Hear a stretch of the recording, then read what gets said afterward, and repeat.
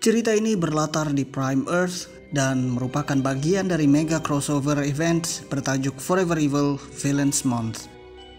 1 minggu yang lalu, saat King Orm masih menduduki takhta kerajaan Atlantis, dia mengumpulkan pasukannya di ruang takhta kerajaan. Para pasukannya marah karena serangan terhadap Atlantis berarti adalah serangan bagi King Orm. King Orm meluruskan pernyataan prajuritnya ini dengan mengatakan bahwa ini bukan tentang dirinya, melainkan tentang keselamatan rakyat Atlantis. King Orm mengatakan sebuah rudal dikirim oleh manusia ke Atlantis. Banyak korban jiwa berjatuhan karena ini, dan mereka akan meratakan daratan sebagai pembalasannya. King Orm atau Ocean Master membawa pasukannya untuk menghancurkan peradaban umat manusia. Beralih ke masa sekarang, setelah King Orm dikalahkan, ditangkap, dan ditahan di Belref Penitentiary, King Orm tidak ingin berpartisipasi dalam pengadilan manusia karena itu tidak berarti baginya. Seorang penjaga tahanan masuk dan memberikan King Orm sebotol air.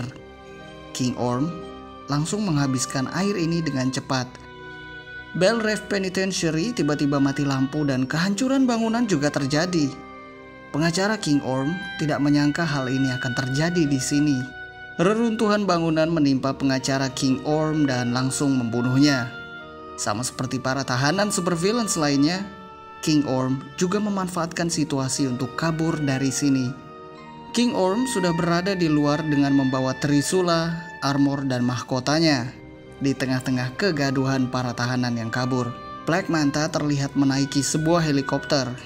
King Orm mendengar seseorang meminta pertolongan. Orang tersebut adalah penjaga tahanan yang gemar memberi King Orm air.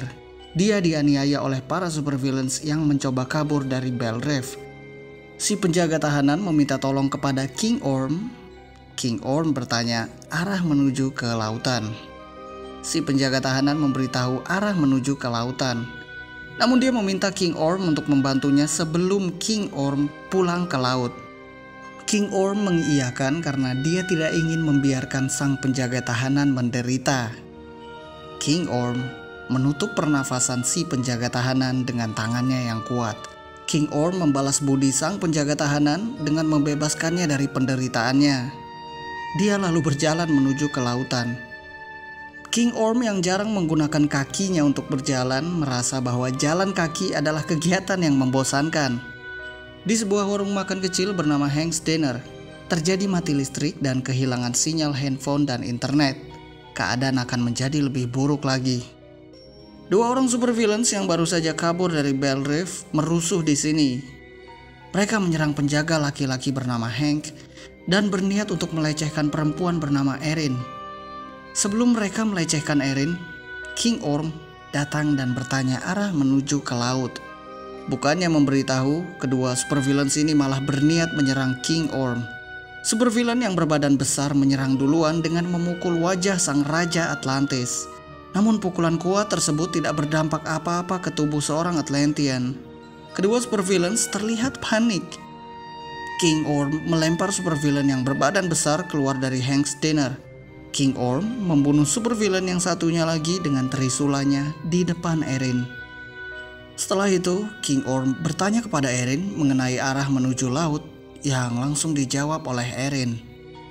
King Orm mengganti bajunya dengan mengenakan armor bangsawan miliknya. Dia lalu mengatakan kepada Erin bahwa dia harus kembali ke Atlantis dan mengambil takhta kerajaannya lagi. King Orm juga mengatakan bahwa selama dia berada di daratan, dia melihat manusia saling membunuh. Sementara di Atlantis tidak ada pembunuhan karena dia tidak akan membiarkan hal itu terjadi. Erin meminta bantuan King Orm untuk menyelamatkan anaknya yang bernama Tommy. Namun King Orm menolak karena dia hanya ingin kembali ke lautan. Erin mengatakan bahwa Tommy hanyalah anak kecil berusia 8 tahun. King Orm membalas bahwa Tommy harus sudah bisa melindungi dirinya karena King Orm dulu sudah dilatih dan dipaksa untuk dapat mempertahankan dirinya di usia muda. Di tengah kekacauan yang tengah terjadi di kota kecil ini, turun sebuah hujan yang membuat King Orm bahagia. Sementara itu, Erin melihat Tommy sedang disekap oleh seorang penjahat. King Orm pergi dan menolak untuk membantu.